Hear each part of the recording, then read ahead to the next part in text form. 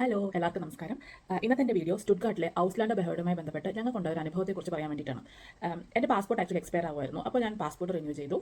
ആ പ്രോസസ്സ് വളരെ സ്മൂത്തായിട്ട് പോയി. 2 ആഴ്ച കൊണ്ട് തന്നെ എനിക്ക് പാസ്പോർട്ട് റിന്യൂ ചെയ്ത് കിട്ടി. അപ്പോൾ പാസ്പോർട്ട് റിന്യൂ ചെയ്യുമ്പോഴത്തേക്ക് സ്വാഭാവികമായിട്ട് നമ്മുടെ റെസിഡൻസ് പെർമിറ്റ് നമ്മൾ റിന്യൂ ചെയ്യണം. അങ്ങനെ റെസിഡൻസ് പെർമിറ്റ് റിന്യൂ ചെയ്യാനായിട്ട് ഞങ്ങൾ അപ്പോയിൻമെൻറ്റ് എടുത്തു. അപ്പോയിൻമെൻറ്റ് കിട്ടാനായിട്ട് കുറച്ച് വൈകി. അങ്ങനെ അപ്പോയിൻമെൻറ്റ് എടുത്തു. അവിടെ പോയി ആപ്ലിക്കേഷൻ ഫോം എല്ലാം സബ്മിറ്റ് ചെയ്തു. അവർ ഞങ്ങളോട് പറഞ്ഞു ഒരു 2-3 ആഴ്ചയ്ക്കുള്ളിൽ നമുക്കൊരു പിൻ വരും.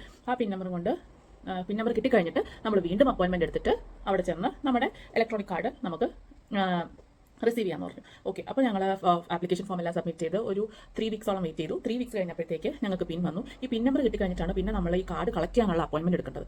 അതൊരു 1.5 ചടങ്ങായിരുന്നു. നമ്മളിങ്ങനെ നോക്കിയിരുന്നു സ്ലോട്ട് അവർ എപ്പോഴും ഓപ്പൺ ആക്കി വെക്കില്ല, ചില സമയത്ത് ഓപ്പൺ ആക്കി വെക്കും. അത് കഴിയുമ്പോൾ നമ്മൾ നോക്കുമ്പോൾ സ്ലോട്ടൊന്നും ഉണ്ടാവില്ല. അപ്പോൾ നമ്മൾ എല്ലാ ദിവസവും ഇങ്ങനെ നോക്കിക്കൊണ്ടിരിക്കണം. അങ്ങനെ നോക്കിക്കൊണ്ടിരുന്ന് ഞങ്ങൾക്ക് സ്ലോട്ട് കിട്ടി.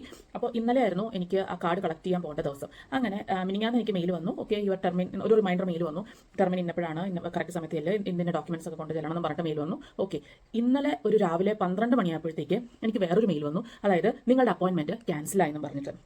ഞങ്ങളാകെ ഷോക്കായി. കാരണം എനിക്ക് 4 മണിക്കായിരുന്നു അപ്പോയിൻമെൻറ്റ്. ഇതൊരു 12 മണിയായപ്പോഴത്തേക്ക് എനിക്ക് ഇങ്ങനൊരു മെയിലും വന്നു. അപ്പോൾ ഞാൻ ഓർത്ത് ദൈവം ഇനിയിപ്പോൾ എന്താ ചെയ്യുക? കാരണം ഞങ്ങൾക്ക് നാട്ടിലും പോകണം. കുഴപ്പമില്ല, റെസിഡൻസ് പെർമിറ്റിന് വാലിഡിറ്റി ഉണ്ട്, എന്നാലും നമുക്ക് റിസ്ക് ഒന്നും എടുക്കണ്ടെന്ന് വിചാരിച്ചിട്ട് ഞങ്ങൾ ഓർത്തു ഓക്കെ പുതിയത് കിട്ടിക്കഴിഞ്ഞ് കുറച്ച് നമുക്ക് റിലാക്സ്ഡ് ആയിട്ട് പോകാമല്ലോ എന്ന് ഓർത്തു. അങ്ങനെ ഈ മെയിൽ വന്ന് കണ്ടു. അപ്പോൾ ഓക്കെ ക്യാൻസലായി, ഇനിയിപ്പോൾ എന്താ ചെയ്യുക? ഞാൻ ഓർത്തു എന്തായാലും ഒന്ന് പോയി നോക്കാം.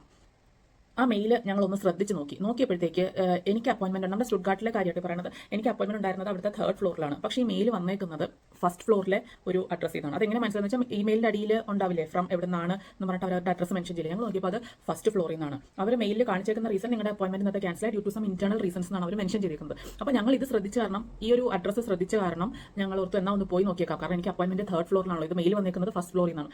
അങ്ങനെ ഞാൻ അവിടെ ചെന്നു. അവിടെ ചെന്നപ്പോഴത്തേക്ക് ഓക്കെ സെക്യൂരിറ്റി എൻ്റെ അപ്പോയിൻമെൻറ്റിൻ്റെ ഡീറ്റെയിൽസ് കാണിച്ചപ്പോൾ എൻ്റെ പേര് അവിടെയുണ്ട്. അവർ പറഞ്ഞു ഓക്കെ 3rd ഫ്ലോറിലേക്ക് പൊക്കോളൂ എന്ന് പറഞ്ഞു. ഞാൻ 3rd ഫ്ലോറിൽ പോയി. അവിടെ പോയപ്പോഴത്തേക്ക് യാതൊരു പ്രശ്നവുമില്ല. ആക്ച്വലി കുറേ പേരുടെ പേര് അവർ വിളിക്കുന്നുണ്ട്. മിക്കവരും വന്നിട്ടില്ല. കാരണം മിക്കവർക്കും ഈ ഒരു മെയിൽ ഇങ്ങനെ പോയി. അപ്പോൾ എൻ്റെ പേര് വിളിച്ചപ്പോഴത്തേക്ക് ഞാനങ്ങ് ചെന്നു. എൻ്റെ കാർഡ് ഞാൻ കൈപ്പറ്റിയതിന് ശേഷം അവരോട് പറഞ്ഞു എനിക്ക് ഇങ്ങനത്തെ ഒരു മെയിൽ വന്നിട്ടുണ്ടായിരുന്നു. അപ്പോൾ അവർ പറഞ്ഞു ഇത് 1st ഫ്ലോറിൽ നിന്നാണ്, അവർക്ക് എന്തോ സിസ്റ്റം എററാണ്, അതുകൊണ്ടാണ്. പക്ഷേ മെയിൽ പോയപ്പോഴത്തേക്ക് ഇങ്ങനെ കുറേ പേർക്ക് പോയി. എന്തായാലും നന്നായി നിങ്ങൾ വന്നതെന്ന് പറഞ്ഞു. അപ്പോൾ ഇങ്ങനൊരു അനുഭവം ചിലപ്പോൾ നിങ്ങൾക്കും ഉണ്ടായേക്കാം. നിങ്ങൾക്കും ഇങ്ങനൊരു മെയിൽ വന്നേക്കാം ഭാവിയിൽ. കാരണം ഈ അപ്പോയിൻമെൻറ്റ് കിട്ടുകയെന്ന് വെച്ചാൽ തന്നെ അതൊരു ഭയങ്കര ഒരു പാടുള്ള ഒരു കാര്യമാണ്. അപ്പോൾ നിങ്ങൾക്ക് ഇങ്ങനെ മെയിൽ വരുമ്പോഴത്തേക്ക് നിങ്ങൾ എപ്പോഴും ശ്രദ്ധിച്ച് നോക്കുക അടിയിലത്തെ അഡ്രസ്സ് എവിടെ നിന്നാണ് ഈ മെയിൽ അയച്ചേക്കുന്നതെന്ന് ഫ്രം അവർ ലാസ്റ്റ് മെൻഷൻ ചെയ്യുമല്ലോ, അതൊന്ന് ശ്രദ്ധിക്കുക. ഞങ്ങളത് ശ്രദ്ധിച്ചുകൊണ്ട് മാത്രം ഞങ്ങൾക്ക് പോയി കാർഡും ഒരു പ്രശ്നമില്ലാണ്ട് കളക്ട് ചെയ്യാൻ പറ്റി. അപ്പോൾ ഇതായിരുന്നു എൻ്റെ ഒരു അനുഭവം. ഓക്കെ, അപ്പോൾ ഇത്രയേ ഉള്ളൂ. എല്ലാവർക്കും നല്ലത് വരട്ടെ. ബൈ.